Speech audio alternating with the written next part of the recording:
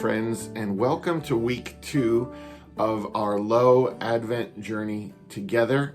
I hope the last week has been encouraging for you, that you've been reading along with us and reflecting or having conversations about some of the things that you've found in the devotional. And welcome to this second week of Advent. As we begin, I wanted to share a story with you. I was when I could travel back in those days, I was doing a compassion fatigue workshop. And part of that workshop was to share sort of nuts and bolts things that people could do, practices and disciplines to help them stay hopeful in really difficult times. And I gave my list at the end, and it included things like engaging and withdrawing to make sure that you were doing work in the world, but that you were pulling back to reflect and to rest. And I told people about the importance of being on social media for a lot of different reasons, but then the importance of being off social media and creating and playing and community and all sorts of things. And I gave my list, which I thought was pretty thorough. And a woman raised her hand and she said, John, this is great, but you're missing something. And I said, well, please remove yourself. And no, she said to me, you're missing gratitude. And I took a breath and said, wow, you really said a mouthful there.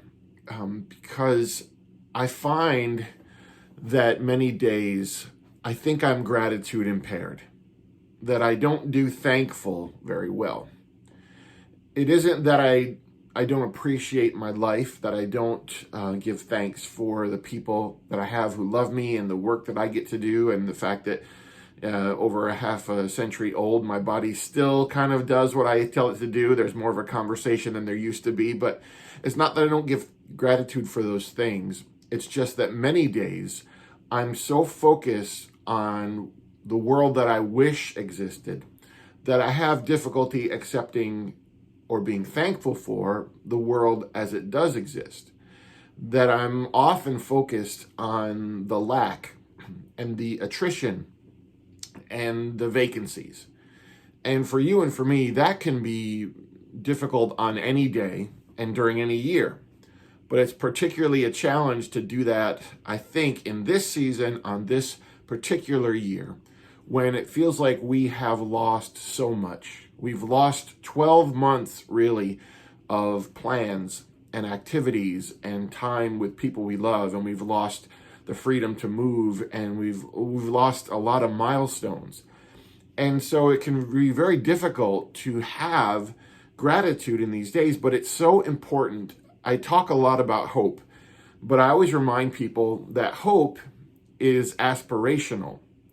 It is something that propels us forward into days that we see coming, but that hope is always a future thing, right? It's a one day soon. It's a not yet here. It's a yet to come. And so while hope is a beautiful thing in this season, we will lean into that, to what is coming. But I think it's really important to focus on gratitude, because gratitude is something we can hold in the present. It is in this moment. And that's so important because it allows us to see not what is beautiful that might be coming, but it allows us to say, even in this day and even in this time, if nothing else changed, if everything stayed exactly as it was, what is there still here to have gratitude for, to celebrate? What is beautiful right now with no changes and no alterations?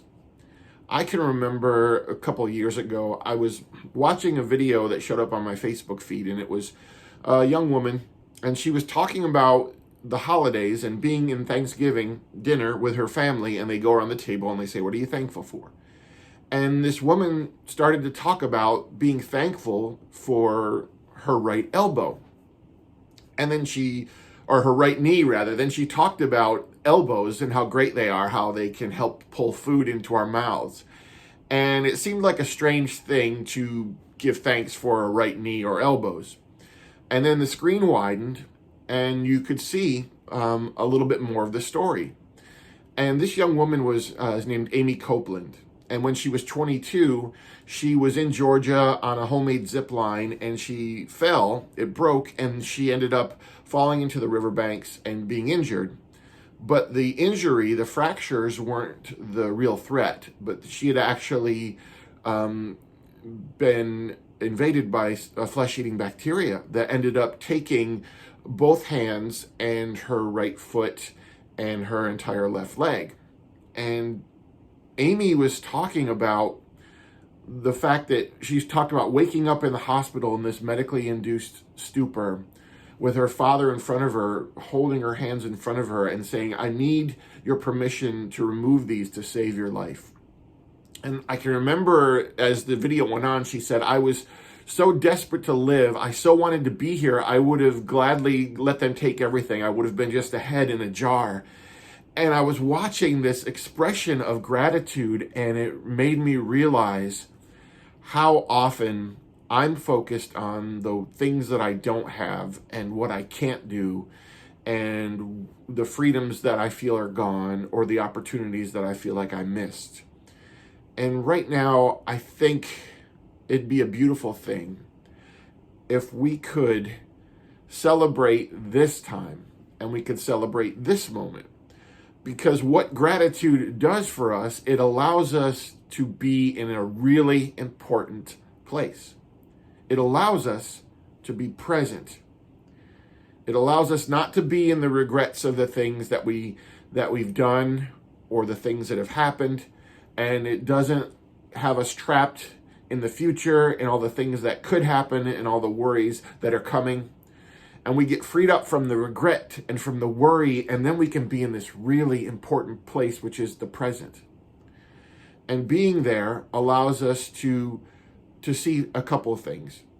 To see people, to see the need of the people around us, and to see our ability to step into that need and do something redemptive.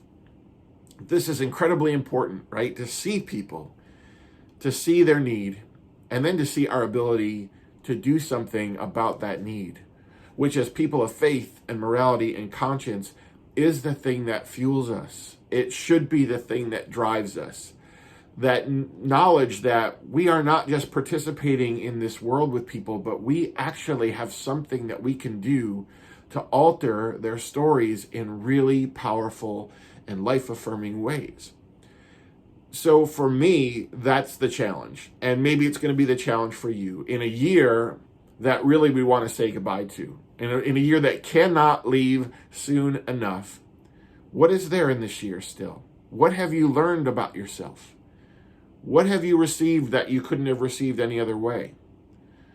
What kindness have you been shown? What have you seen about the reality of people? And what is here for you still in this very day? I am often gratitude impaired.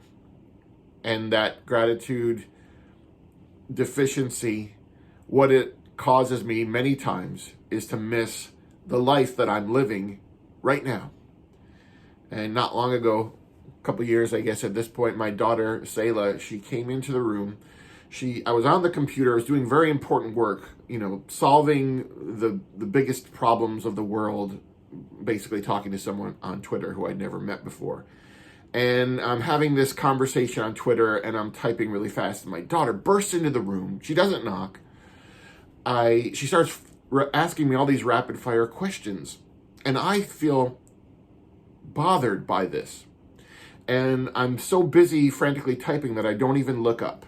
And I'm hoping that by not looking up and not really answering the questions fully and giving off some sort of air of being frustrated, that she'll get the hint and she'll leave. But she doesn't. She's not concerned. She doesn't seem affected at all by my negativity. And she says to me, I have an invitation. She says, we're going to have a dance party. And I said, who is? And she said, you and me. And, sometimes in life you get it right. You make some decision inexplicably sometimes and you get it right. And for some reason, I looked at my daughter and I realized I was probably not going to get a lot more chances to dance with her. And I wasn't going to get this particular invitation. It was never going to come again. She didn't want to dance with me later or tomorrow or another day. She wanted to dance with me now. So I shut the laptop and she led me into the room, and she had her bedroom all set up with stuffed animals all around the perimeter and rainbow flashing lights, and the music was going, and she said, now we're going to dance. And so we did.